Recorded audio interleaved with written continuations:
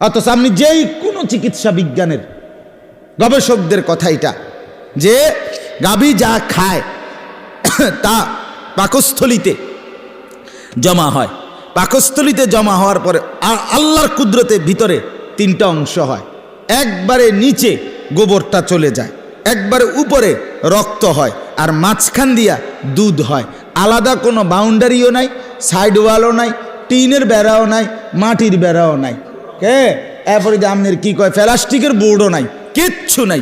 নিচেরটা হইল গোবর, উপরেরটা হইল রক্ত, মাঝখানেরটা হইল দুধ। নিচেরটাও নাপাক, উপরেরটাও নাপাক। দুইটা নাপাকের মাঝখানে থাইকা এটা 1 সেকেন্ডের জন্য পাকটা নাপাক হয় না। আল্লাহ বলে ঠিক টাইম মতে আমি আল্লাহ মাঝের দুধ স্তনে পৌঁছায় দেই, রক্ত সারা দেহে পৌঁছায় দেই, গোবর তার বের হওয়ার রাস্তায় পৌঁছায় দেই।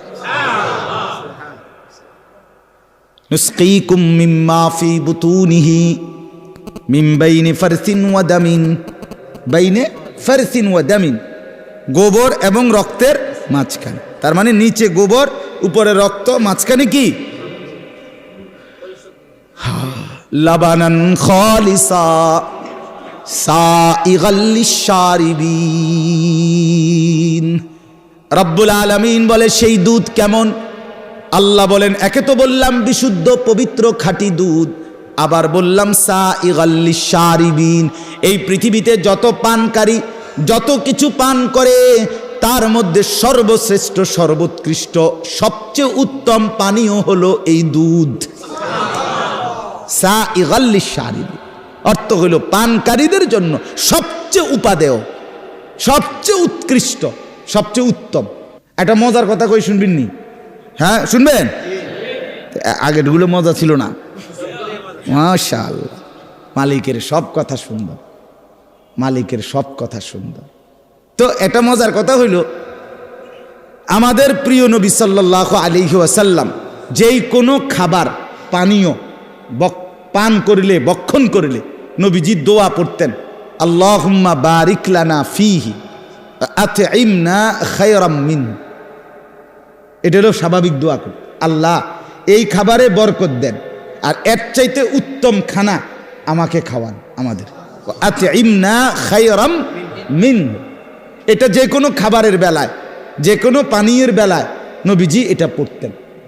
একমাত্র একটা জিনিস পানীয়, সেটার নাম হলো দুধ। রাসূলুল্লাহ এই দুধ পান করিলে নবী এই দোয়া পড়তেন না। আল্লাহু আকবার, এইটা কইতেন না কোনদিন। এখানে বলতেন কি? এখানে এসে বলতেন আল্লাহুম্মা বারিক লানা ফিহি ওয়া জিদনা মিনহু। আল্লাহ এই দুধে বরকত দেন, এই এটার মধ্যে যেটা খাওয়াইলেন এতে বরকত দেন, আর এইটাই আরো বাড়ায়া দেন। মানে এখানে এসে কথা বলতেন না যে এর চাইতে উত্তম কি দেন, মানে দুধ। সাইগাল লিশারিবিন, পানকারীদের জন্য আল্লাহর জমিনে জান্নাতের আগে এখানে এর চাইতে উত্তম কোনো পানীয় খাবার নাই। এজন্য সবগুলোর ব্যাপারে বলতেন আতইমনা খায়রাম মিনহু, এত উত্তমটা খাওয়ান।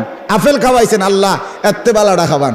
কমলা খাওয়াইছেন আল্লাহ, এত্তে বালাটা খাওয়ান। ড্রাগন ফল খাওয়াইছেন আল্লাহ, এত্তে বালাটা খাওয়ান। সিরিজ ছাড়াটা, আর সিরিজ দিয়ে বলে কিতা দেয় ইঞ্জেকশন, হেসা কয় না মিশা কয় আল্লাহ কইতে। কেউ কয় হুজুর আপনার ব্যবসাটা মাধ্যমের লেগে কয়, কেউ কয় মিথ্যা কথা। যা ভাই, যাই হোক। তো কিন্তু রাসূলুল্লাহ এখানে এসে বলতেন দুধের ব্যাপারে এর চাইতে উত্তম কিছু বলতেন না, বরং জিদনা মিনহু, এটা আরো খাওয়ান, আরো বাড়ান, আরো বাড়ান।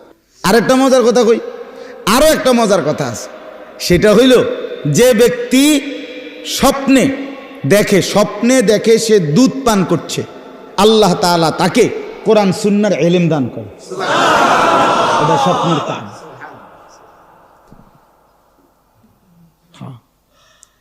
কারণ দুধের চাইতে উত্তম কোন পানীয় কায়নাতের মধ্যে নাই।